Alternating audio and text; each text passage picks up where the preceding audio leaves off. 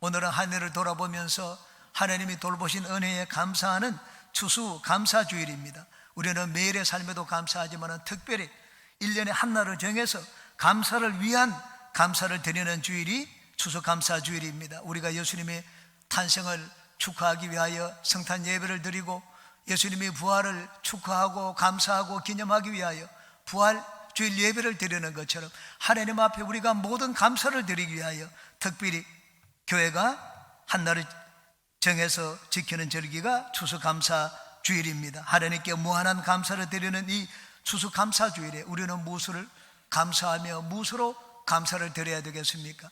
여기에 대해서 크게 두 가지를 살펴보고 은혜를 나누겠습니다. 첫 번째, 우리는 무엇을 감사해야 되겠습니까? 네 가지를 말씀드립니다. 첫째, 죄 사함의 은혜에 감사해야 됩니다. 3절에 보니까 그가 내 모든 죄악을 사하시며 라고 했습니다.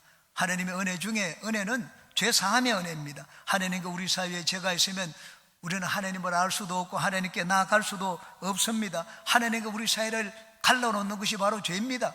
아담과 하와가 죄를 지었을 때 에덴 동산에서 쫓겨났습니다. 하나님과 사이에 벽이 생기게 되었습니다. 우리 인간은 하나님과 무한한 질적인 차이가 있습니다. 바로 그것은 인간의 죄성입니다.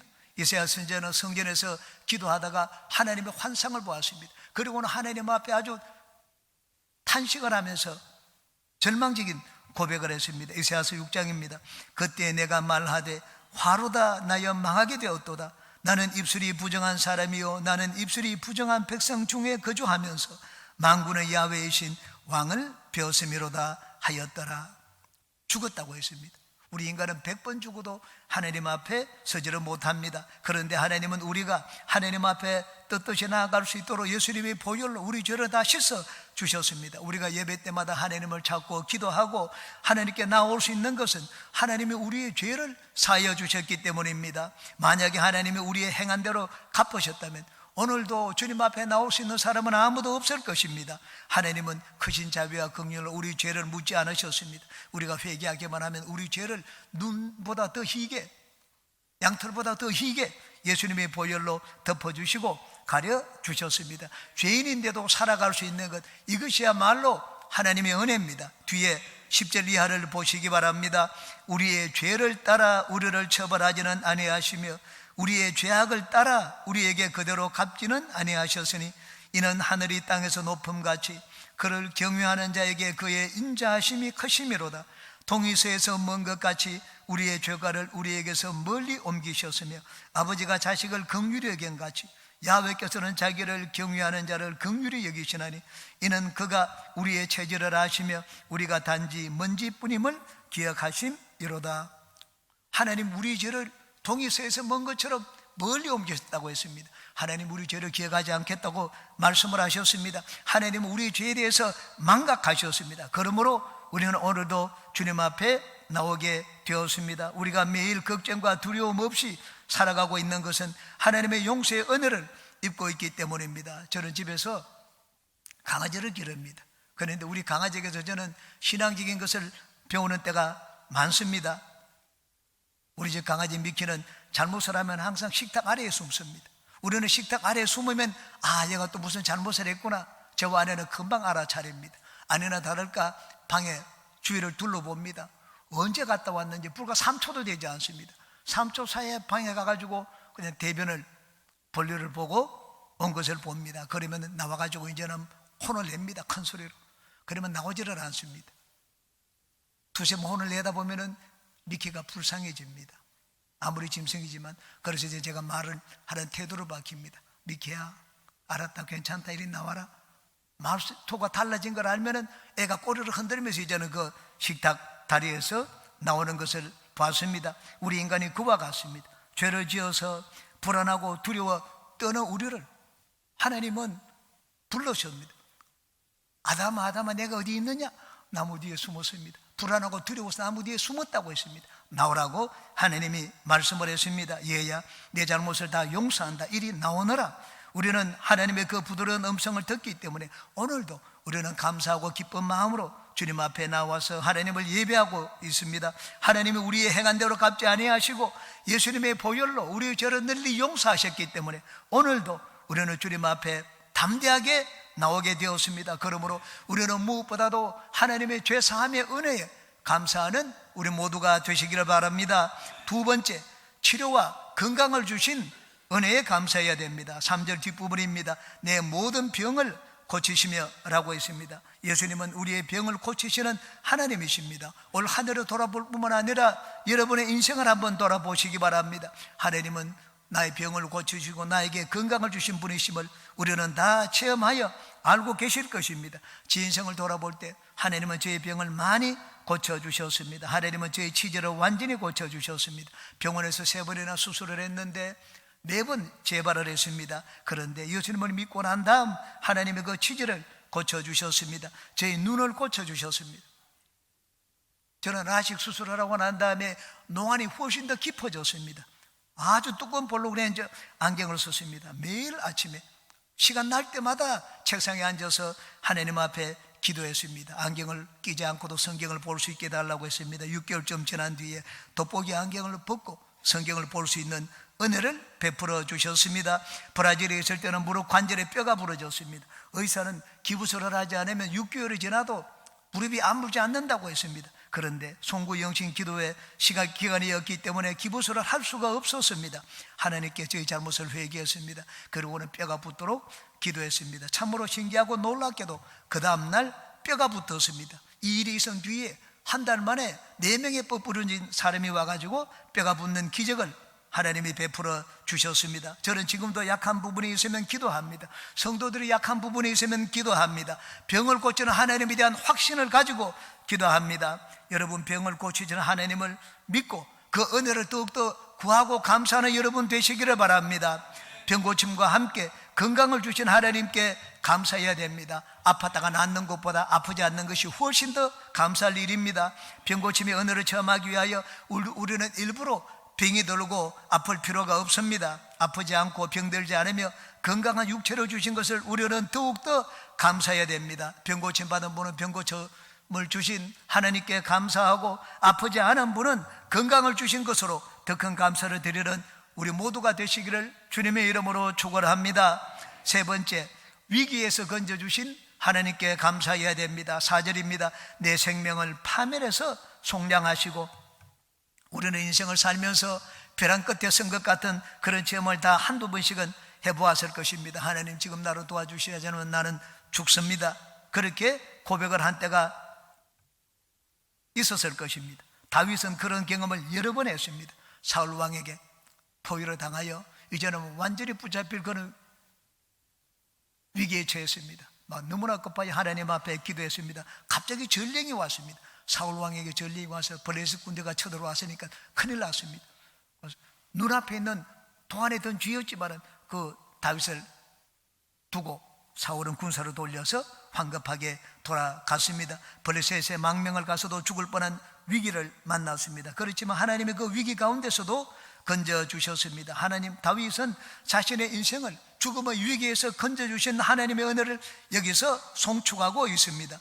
요셉은 어떻습니까? 요셉은 형들에게 시기를 받고 미움을 받아서 죽을 뻔한 위기를 만났습니다. 그런데 하나님은 죽지 않게 살려주셨습니다. 생명을 파멸해서 구속하여 주셨습니다. 보디발 장군의 아내 모함으로 인하여 죽음의 위기에 놓였습니다. 그때도 하나님은 긍휼을 베풀어 요셉이 죽지 않도록 만들어 주셨습니다. 야곱은 어떻습니까? 형 에서가 군사를 이끌고 자기를 치러 올 때 앞이 캄캄했습니다. 절체절명의 위기였습니다. 밤에 천사가 나타났습니다. 그러자 천사를 붙들고 놓지 않았습니다. 환도뼈가 허벅지에 맞아 환도뼈가 어그러졌습니다. 그런데도 천사를 놓지 않았습니다. 그만큼 야곱이 처한 상황이 절박했기 때문입니다. 하나님을 붙들고 하나님께 매달리자 하나님은 야곱을 그 위기에서 건져 주셨습니다. 하나님의 은혜입니다. 사고로 인하여, 질병으로 인하여, 인간관계로 인하여, 여러 가지 문제로 인하여 우리가 위기에 빠졌을 때 하나님은 우리를 낭떠러지에서 밀쳐 떨어뜨리지를 않습니다. 저는 미국에서 유학 생활을 할 때 삶의 위기를 많이 겪어보았습니다. 그런데 하나님은 그 위기에서 파멸하도록 내버려 두시지 않았습니다. 도저히 길이 없었습니다. 그런데 길이 없는 곳에서 하나님이 길을 만드시는 것을 저는 여러 번 체험했습니다. 하나님은 그 자녀를 위기에서 건지시는 분입니다. 시편 50편 15절입니다. 환난 날에 나를 부르라. 내가 너를 건지리니 네가 나를 영화롭게 하리라. 여러분은 삶을 뒤돌아보고 여러분을 여러 가지 인생의 위기에서 건지신 하나님의 은혜에 감사하는 모든 분들이 되시기를 바랍니다. 마지막 네 번째로 우리 마음의 소원을 이루어 주신 하나님의 은혜에 감사해야 됩니다. 5절입니다. 좋은 것으로 내 소원을 만족하게 하사 내 청춘을 독수리같이 새롭게 하시는도다.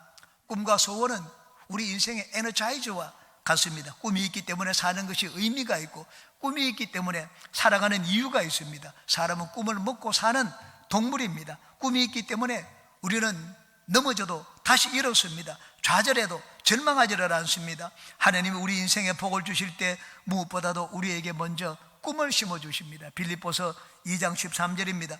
너희 안에서 행하시는 이는 하나님이시니 자기의 기쁘신 뜻을 위하여 너희 속에 소원을 두고 행하시는 하나님이라고 말씀을 하고 있습니다. 하나님이 우리 마음에 심어주는 꿈은 반드시 이루어집니다. 그러므로 나는 지금 가진 것이 없더라도 꿈이 있는 인생은 결코 가난하지 않습니다. 요셉은 종살이하고 감옥에 갔지만 그 인생은 결코 가난하지 않았습니다. 왜냐하면 하나님이 주신 꿈이 있었기 때문입니다. 나이가 젊은 자가 젊은 것이 아니라 꿈이 있는 인생이 젊은 인생입니다. 많이 가진 자가 부유한 자가 아니라 꿈이 있는 자가 부유한 자입니다.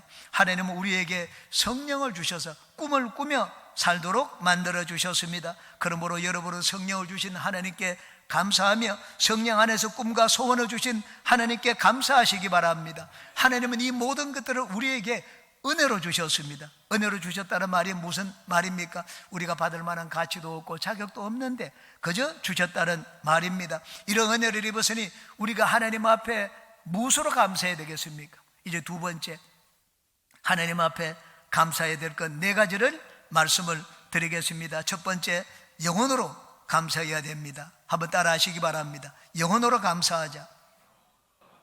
1절과 2절에서 두 번이나 반복하여 내 영혼아 야훼를 송축하라고 말씀을 하고 있습니다. 마지막 22절에도 내 영혼아 야훼를 송축하라고 시편을 끝맺고 있습니다. 영혼은 나의 가장 귀한 부분입니다. 내 존재의 가장 깊은 부분입니다. 나의 알맹이가 있는 곳이 어디입니까? 나를 나라고 부를 수 있는 곳이 어디입니까? 그곳은 나의 영혼입니다. 내 육체는 썩어지면 없어집니다. 그러나 영혼은 영원히 없어지지 않습니다. 영혼은 내가 하나님과 만나는 것이고 영혼은 하나님과 대화하는 것입니다. 하나님 앞에 영적인 생명을 공급받는 것이 바로 나의 영혼입니다. 예수님은 한 영혼이 천하보다 귀하다고 말씀을 했습니다. 영혼은 세상에 있는 것들과 접촉하는 것이 아닙니다. 영혼은 영적인 세계와 접촉하고 영적인 것들과 교제하는 곳입니다. 그러므로 나의 영혼은 내 안에서 가장 거룩한 곳입니다. 세상으로 때묻지 않은 곳이 나의 영혼입니다. 내 마음도 세상으로 때묻어 있습니다. 내 생각도 세상으로 많이 더러워져 있습니다. 그런데 우리 영혼은 그렇지 않습니다. 영혼은 하나님과 만나고 하나님과 대화하는 곳입니다. 다윗은 하나님을 송축하되 내 영혼아 하나님을 송축하라고 말씀을 하고 있습니다. 그러므로 우리가 하나님께 감사할 때는 더럽지 않은 것, 때묻지 않은 것, 가장 깨끗한 것으로 하나님께 감사를 드려야 됩니다. 나에게 있는 가장 깨끗한 것이 바로 나의 영혼입니다. 여러분, 때묻지 않은 거룩한 영혼으로 하나님께 감사하는 여러분 되시기를 주님의 이름으로 축원합니다.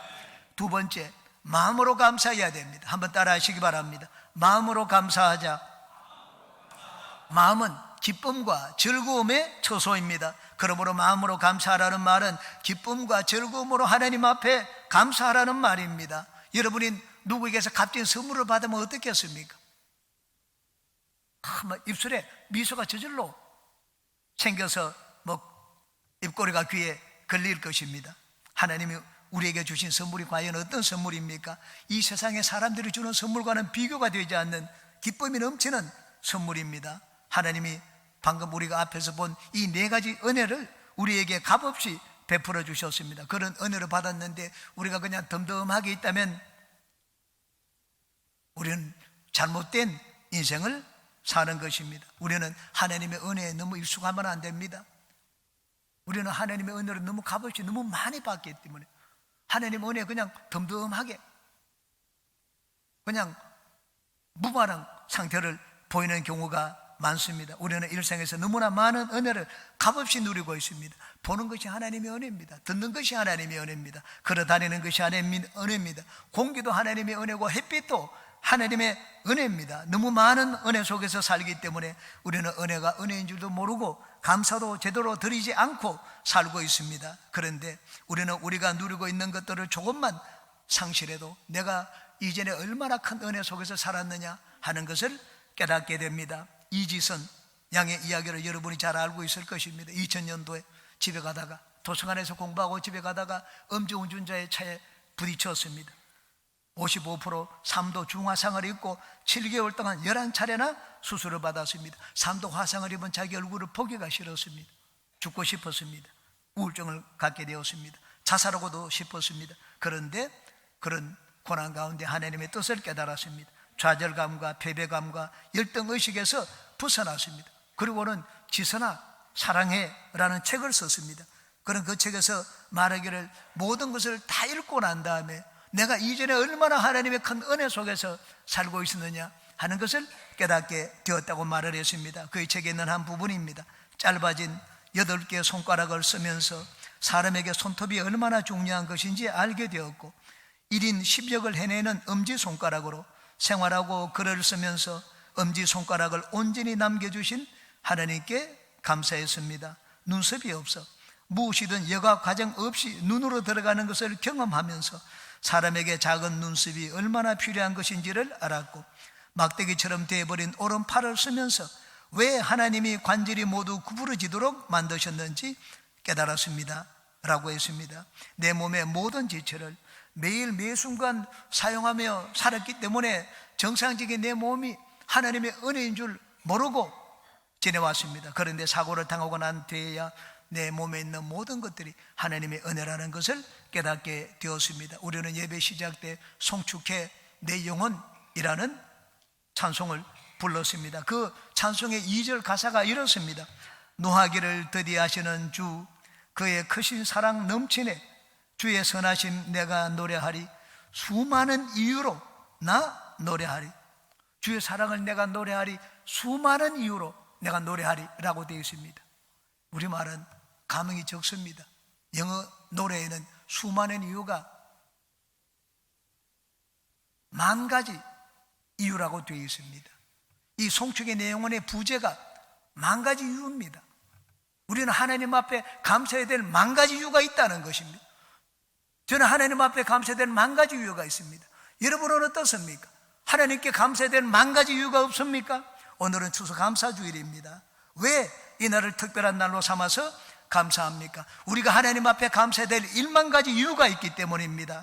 이 시간 1만 가지 이유를 마음에 담아서 기쁨과 즐거움으로 하나님께 감사를 드리는 여러분 되시기를 주님의 이름으로 축원합니다. 셋째, 입술로 감사해야 됩니다. 한번 따라 하시기 바랍니다. 입술로 감사하자. 영혼과 마음 다음으로 우리가 하나님께 감사를 드려야 될 것은 우리의 입술입니다. 성경은 많은 곳에서 입술로 하나님을 찬양하라고 말씀을 하고 있습니다. 하나님께 감사하면 마음으로만 즐거워할 뿐만 아니라 입술로도 감사의 말을 하나님께 드리라고 했습니다. 노래를 지어서 하나님을 송축하라고 말씀을 하고 있습니다. 우리 입술의 말은 참으로 묘합니다. 우리 마음을 만지고 마음을 움직이는 것이 우리의 말입니다. 마음에 내가 그렇게 큰 감흥이 없는데 노래를 불러보세요. 그럼 마음의 즐거움이 생겨나게 됩니다. 우리의 마음을 움직이는 것이 우리의 말입니다. 에모토 마사로가 물은 답을 알고 있다라는 그런 책을 썼습니다. 물은 생명력이 없고 무생물인 것처럼 보이는데 거기다가 야 고맙다 사랑한다 감사한다 그런 말을 했더니만은 물의 결정체로 사진으로 현미경으로 찍어보았습니다. 보석보다 더 아름다운 그런 모습을 보이는 것을 사진으로 찍어서 보여주었습니다. 반대로 너를 죽여버리겠어 나는 너를 저주해 그런 말을 했을 때 물의 결정체가 마귀처럼 변해져 있는 사진을 또한 보여주었습니다. 사람의 말이 이 생명이 없는 물에도 영향을 끼치는데 우리 마음은 어떻습니까? 우리 마음은 생명이 있지 않습니까? 살아있지 않습니까? 그러므로 여러분은 말로서 자꾸 하나님을 찬양하고 하나님께 감사하는 말을 많이 하시기 바랍니다. 그러면 여러분의 마음이 감동을 받습니다. 여러분의 마음에 감사와 감격이 넘치게 됩니다. 기쁨과 즐거움이 샘물이 솟아나게 됩니다. 여러분은 하나님께 입술의 감사를 놓치지 마시기 바랍니다. 입술의 감사가 넘쳐나서 마음의 기쁨과 즐거움을 하나님께 제물로 드리는 여러분 모두가 되시기를 주님의 이름으로 축원합니다. 마지막 네 번째입니다. 물질로 감사해야 됩니다. 한번 따라 하시기 바랍니다. 물질로 감사하자. 최고의 감사는 나의 희생을 드리는 감사입니다. 우리가 하나님께 감사하여 내 자녀를 바치는 것 좋습니다. 하나님께 감사하여 일천 번제를 드리는 것도 좋습니다. 그런데 하나님이 가장 받기 원하시는 것은 내 자신을 받는 것입니다. 나를 드리는 감사입니다. 저는 하나님께 감사하여 우리 자녀를 하나님께 바치겠다고 어릴 때부터 아들들에게 기도를 많이 했습니다. 저녁에 잘 때 기도하고 아침에 일어나서 눈 뜨고 기도하고 하나님을 이 둘을 주의 종으로 바칩니다. 그러면 하나님이 좋아하실 줄 알았습니다. 그렇지 않았습니다. 저는 하나님께 잘 보이기만 하면 복을 받는다, 하나님께 뭐 귀한 것들이면 복을 받는다, 뭐 너무나 확신을 했습니다. 우리 집에서 귀한 것이 어디 있는지 다 찾아봤습니다. 저한테 제일 귀한 것은 제 아내더라고요. 그래서 하나님 앞에 아내를 바치기로 했습니다. 아내에게 동의를 구했습니다. 여보, 내가 당신을 하나님께 바치고 싶은데 당신 신학을 하라고 했습니다. 일주일 동안 말을 하지 않더라고요. 자네의 등을 돌려서 누워가지고 일주일 뒤에는 내가 당신만 잘 되면 당신의 뜻을 따르겠습니다, 그렇게 얘기를 하더라고요. 너무나 기뻐가지고 막 주일날 전도사님에게 갔습니다. 전도사님 우리 아내가 주의 종이 되려고 합니다. 기도해 주세요. 전도사님이 기도하더니만 하나님이 아내를 주의 종이 되라고 하지 않고 남편을 주의 종이 되라고 하십니다.